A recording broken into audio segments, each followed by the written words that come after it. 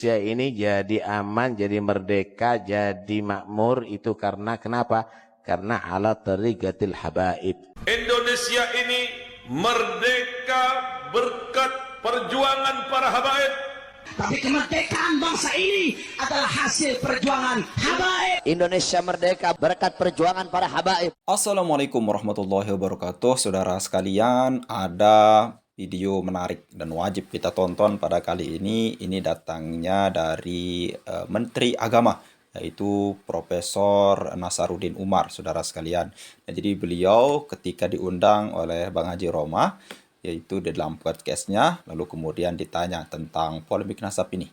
Nah, ada hal menarik yang diungkapkan oleh Menteri Agama kita, yaitu Profesor Nasaruddin Umar, terkait dengan polemik nasab ini yang memang berkelanjutan hampir 3 tahun ya saudara sekalian. Nah, apa komentar beliau? Mari kita sama-sama simak perbincangan menarik yang memang dilakukan oleh Bang Haji Roma dengan Pak Nasaruddin ya saudara sekalian. Nah, ini ditanya tentang polemik nasab ini, bagaimana pandangan beliau saudara sekalian. Oke, selengkapnya mari kita simak tentunya setelah intro seperti ini.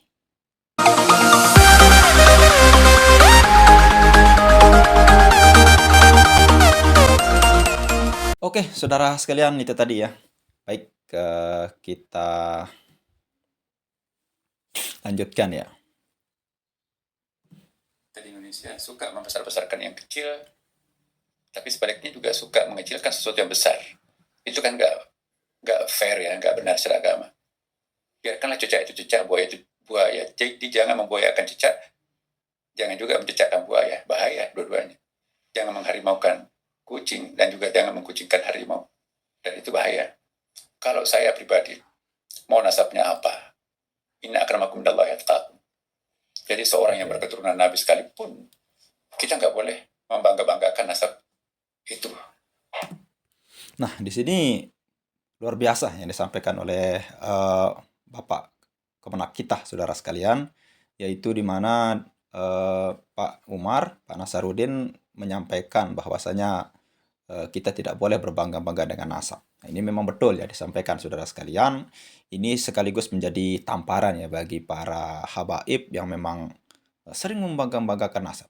Ya, memang untuk akhir-akhir ini 1 tahun atau 2 tahun lah mereka tidak pernah membangga-banggakan nasab mereka. Tapi jejak digital mereka 4 tahun, 5 tahun, 6 tahun yang sudah silam saudara sekalian, itu masih terekam jelas saudara sekalian. Mereka mengagung-agungkan leluhur mereka, nasab mereka saudara sekalian.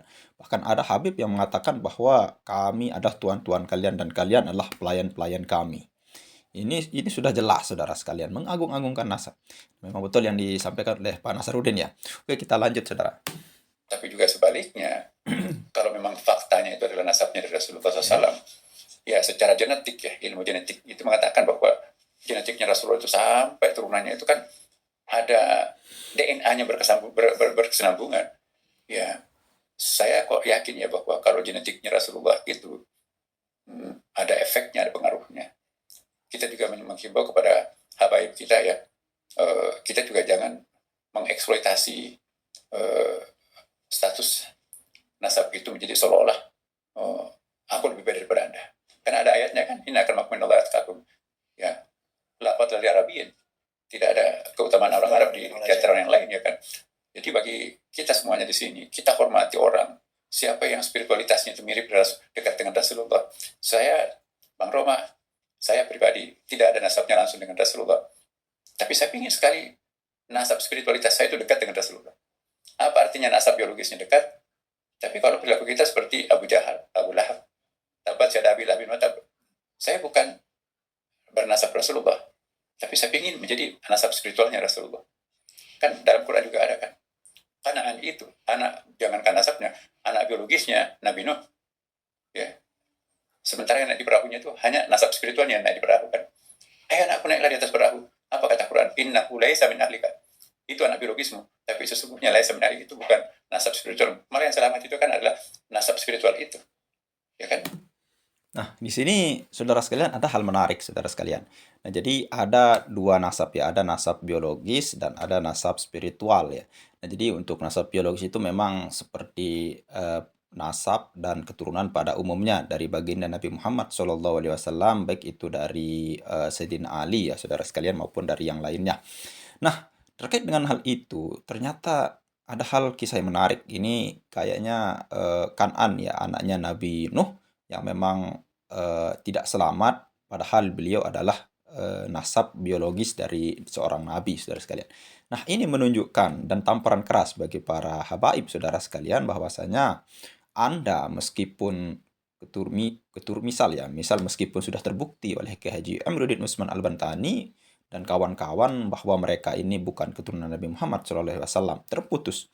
Nah, jadi meskipun Anda membangga-banggakan leluhur, belum tentu Anda juga selamat, saudara sekalian. Ini tamparan keras bagi para Gus ya, anaknya Kiai. Meskipun Anda anaknya Kiai, anaknya Ajengan, anaknya Wali Songo, tapi kalau Anda tidak berperilaku sesuai dengan syariat, sesuai dengan fikih, maka tidak ada gunanya, saudara sekalian. Karena nasab itu tidak akan menjamin kita akan masuk surga, saudara sekalian. Berbeda dengan ajaran para habaib, saudara sekalian. Nah, salah satunya yang ada di channelnya Gus Aziz Jazuli ya, dimana ketika ada seorang habib ya yang memang bercerita bagaimana ketika dia dilihat saja itu akan otomatis masuk surga, saudara sekalian. Dilihatnya. Barang siapa yang melihat Habib ini, maka dia akan masuk surga. Bayangkan coba. Kenapa? Karena dia cucu Nabi Muhammad SAW. Pasti itu alasannya nomor satu. Lalu yang kedua, barang siapa yang tidak mau bisa atau tidak sempat melihat Habib ini, lalu kemudian melihat atau berjumpa, cinta dengan orang yang pernah berjumpa dengan Habib ini, maka dia juga sama akan masuk surga, saudara sekalian. Ini hal-hal yang memang glorifikasi yang mengagung-agungkan nasab biologis mereka, saudara sekalian. Nah, ini sangat-sangat berbahaya bagi ajaran kita ya di umat Islam ini. Oke, kita lanjut. Jadi anak kandung sendiri itu tenggelam. Yang selamat itu adalah nasab spiritual itu. Nah, ini mengingatkan kita kebenaran ayat. Ya, inna akramakum minallahi atqakum. Nah, itu. Baik, Prof. Jadi memang yang Prof katakan tadi, sadaqallahul azim wa sadaqar rasulul karim. Cuman masalahnya begini, Prof. Ini sampai Nah, di sini nanti Bang Haji Roma akan bertanya ya, di mana akan ditanya oleh Pak Haji tentang bagaimana sikap pemerintah terhadap polemik nasab yang berkelanjutan ini. Oke, kita lihat jawaban menohok dari Pak Nasaruddin Umar ya. ketika ini polemik ini berkembang, terus bergulir, bahkan sampai kepada ada indikasi-indikasi mereka tuh mau menjajah republik ini. Seperti kalau kita lihat di media sosial kan. Sudah disampaikan, saudara sekalian. Indonesia tidak merdeka. Yang memerdekakan Indonesia adalah Pahlawi dan sebagainya. Indonesia ini jadi aman, jadi merdeka, jadi makmur itu karena kenapa? Karena ala tariqatil habaib. Indonesia ini merdeka berkat perjuangan para habaib. Tapi kemerdekaan bangsa ini adalah hasil perjuangan habaib. Indonesia merdeka berkat perjuangan para habaib. Kemudian begitu diteliti oleh seorang Kiai Haji Imaduddin Utsman, ternyata secara sejarah secara munasab Mbak Ali tidak terkonfirmasi sebagai turunan Nabi. Begitu juga dari ilmu DNA tidak terkonfirmasi. Nah, sampai saat ini belum ada sebuah lembaga yang netral, artinya menengahi gitu, bahwa prinsip orang yang memprotes itu adalah ada satu suatu bahaya, di samping bahaya menghegemoni secara spiritual, ada upaya hegemoni secara politik gitu loh. Nah, ini sudah terkonfirmasi sangat jelas. Oleh karena itu di sini diharapkan pemerintah itu hadir ya untuk memberi satu solusi, satu jalan keluar daripada polemik. Kalau enggak ini semakin tegang gitu loh, Prof. Nah, sampai di Kita lihat ya. Kita lihat terjadi perpecahan yang luar biasa. Kita lihat jawaban beliau. Saya bahwa semakin berjarak antara umat dengan ajaran agamanya, semakin jatuh kemanusiaan itu. Nah, inilah fungsi kami, Bang Roma. Saya katakan kepada publik, misi Kementerian Agama itu selain misi untuk menjadi WTP wajar tanpa pengecualian, ada kriteria yang sangat penting untuk mengukur keberhasilan Kementerian Agama. Apa itu? Semakin berjarak antara umat dengan ajaran agamanya, semakin gagal Kementerian Agama. Tapi semakin menyatu antara umat dengan ajaran agamanya, maka semakin sukses Kementerian Agama itu. Kalau umat beragama di Indonesia menyatu dengan ajaran agamanya, tidak usah ada polisi, tidak usah ada pintu. Polisinya adalah akidahnya. Ajaran agamanya menjadi pengawal. Itu bukan hak saya. Di sini ada polisi banyak, tapi juga kehilangan juga banyak, ya kan? Kenapa? Berjarak antara pemeluk dengan agamanya. Nah, tantangan kita ke depan, Kementerian Agama ini, bagaimana mendekatkan antara umat dengan ajaran agama. Kalau ini dilakukan, Masya Allah, agama apapun kalau kembali kepada agamanya, tentu tidak ada agama yang menghalalkan korupsi. Semua agama menganjurkan untuk menjunjung tinggi hak asasi manusia. Ya, Masya Allah, tabarakallah. Jadi kira-kira saya sudah menangkap bahwa polemik ini. Jadi yang disampaikan oleh Pak Menak tadi, saudara sekalian, kalau bisa kita simpulkan bahwasanya negara, kalau kita lihat, itu tidak akan pernah ikut campur ya, karena ini ada ranah khususnya. Nah, terutama di sini di dalam MUI ya, Kementerian Agama. Nah, Majelis Ulama Indonesia ini harus turun tangan. Pasti akan ada efek dari podcast ini, saudara sekalian. Nah, jadi sudah jelas yang disampaikan oleh Pak Nasaruddin kalau kita lihat dari sindiran beliau ya, karena memang memakai bahasa yang aman ya, tidak secara belang-belangan. Negara fix tidak akan ikut campur terhadap konteks daripada polemik nasab ini, karena ini masih di ranah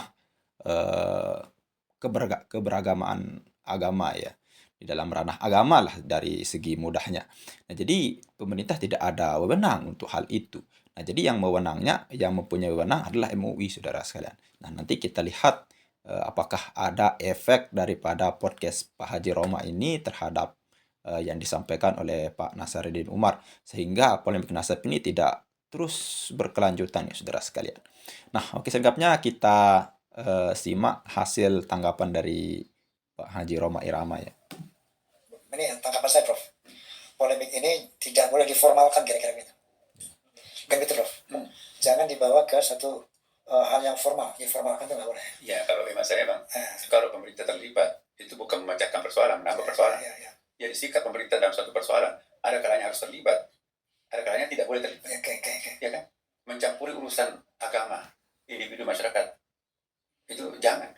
Agama punya batasnya, negara punya batasnya. Jadi jangan negara mencampuri urusan privat setiap agama, itu berikut itu. Tapi juga jangan agama masuk ke dapur pemerintahan.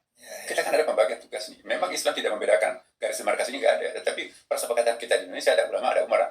Di mana tugasnya ulama memberi fatwa? Di mana tugasnya pemerintah merealisasikan fatwa itu? Jangan pemerintah membuat fatwa, tapi sebaliknya jangan ulama yang mengimplementasikan fatwanya sendiri. Ada couplingnya. Makanya itu kalau pembagian tugas ini kita atur sedemikian rupa, tenang kita. Oke, saudara sekalian, itu tadi penjelasan dari Profesor Nasaruddin Umar, Menteri Agama yang baru dari Kabinet Prabowo ya. Nah, dari penjelasan beliau tadi memang ada yang kita kurang setuju dan ada yang setuju. Nah, jadi kalau saya pribadi tempat setujunya bagaimana beliau menjelaskan bahwasanya nasab itu bukan segala-galanya.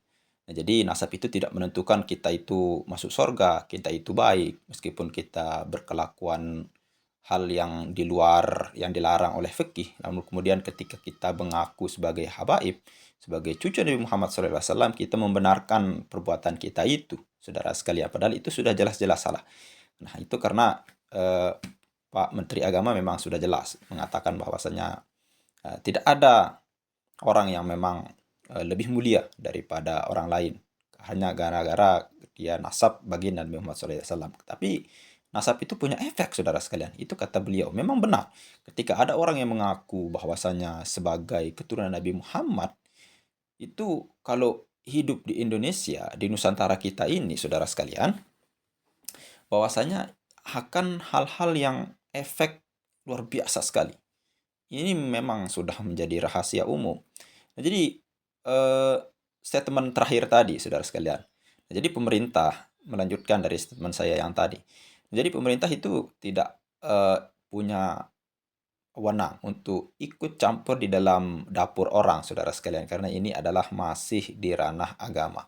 Nah, mudah-mudahan MUI maupun yang lain yang terkait dengan polemik ini atau hal ini, saudara sekalian, segera ikut turun tangan, ikut campur, jangan diam-diam saja. Tapi kalau saya pribadi, ini justru lebih bagus, saudara sekalian. Kenapa? Karena ini masih memerlukan kajian. Sebelum Kiai Haji Imaduddin Usman Al-Bantani menggubris tentang nasab ba'alu ini, jarang orang yang melirik daripada kitab-kitab nasab, saudara sekalian, kitab-kitab sejarah, kitab-kitab sejarah emas daripada bangsa kita. Tapi setelah daripada muncul polemik nasab ini, banyak para kiai-kiai, para gus, para santri-santri, terutama yang ada di Jawa itu banting setir, banting kepala ya saudara sekalian, membuka kitab-kitab lama mereka, mencari apa yang menjadi bukti bahwasanya apakah ini merujuk kepada pendukung habaib ataupun mendukung Kiai Haji Imaduddin Usman Al-Bantani beserta kajiannya. Justru ini bagus saudara sekalian. Kalau memang pemerintah langsung blak turut tangan, saudara sekalian, akan cepat memudah dan ini akan segera dilupakan saudara sekalian. Nah, ketika ada hal yang menarik ya yang disampaikan oleh Pak Nasaruddin. Nah, ketika beliau menyampaikan ini adalah ranahnya MUI atau ranahnya Kementerian Agama lah misal, taruhlah seperti itu, harus kita apresiasi. Dan kalau ini tidak digubris secara diam, secara cepat, pasti ini akan dilupakan. Kita lihat apa efek dari setelah podcast ini ya saudara sekalian. Nah, tempat yang saya tidak setujunya, saya pribadi tidak setuju, karena beliau ini memang kayaknya tidak terlalu mengikuti ya daripada perkembangan polemik nasab ini. Karena ini bukan ranahnya daripada keagamaan saja, tapi ranah di mana ada yang mengancam daripada kedaulatan NKRI kita, saudara sekalian. Salah satu caranya yaitu bagaimana makam-makam pahlawan kita dipalsukan. Bahkan ada desas-desus makam Jenderal Sudirman itu akan dibaluikan, saudara sekalian. Ini sangat-sangat berbahaya. Ya, saya rasa kalau yang itu bukan masuk ranahnya agama lagi, tapi ranahnya negara, saudara sekalian, pemerintahan secara umumnya. Ketika negara kita terancam dengan pembelokan sejarah, dari mana makam-makam pahlawan kita itu semuanya dibaluikan. Tidak ada, padahal dalam sejarah itu tidak ada satupun habaib yang mati gugur sebagai tercatat mati gugur sebagai pahlawan ya. Pasti yang menjadi pahlawan itu malahan dari non-Islam ya, di luar agama Islam. Tapi I Gusti Ngurah Rai dan lain sebagainya. Nah, ini adalah sejarah yang harus kita ketahui, jangan sampai dibelokkan. Kalau menurut saya, kalau memang sudah masuk ranahnya membahayakan kedaulatan NKRI, negara kita, sejarah negara kita, ini harus pemerintah turun tangan, saudara sekalian. Ya, mungkin itu pendapat pribadi saya, saudara sekalian. Kalau ada pendapat yang lain, silahkan tulis di kolom komentar. Apakah Anda setuju dengan pernyataan Profesor Nasaruddin Umar, Menteri Agama kita, atau memang kurang setuju ya? Atau memang netral? Ya, kita tidak tahu, kita semua punya pemikiran ya. Tapi kalau menurut saya, ada yang saya tidak setuju dan ada yang saya setujui dari perkataan beliau ya. Ya mungkin hanya itu saja bisa kita sampaikan, mudah-mudahan bermanfaat. Sekian, Assalamualaikum warahmatullahi wabarakatuh.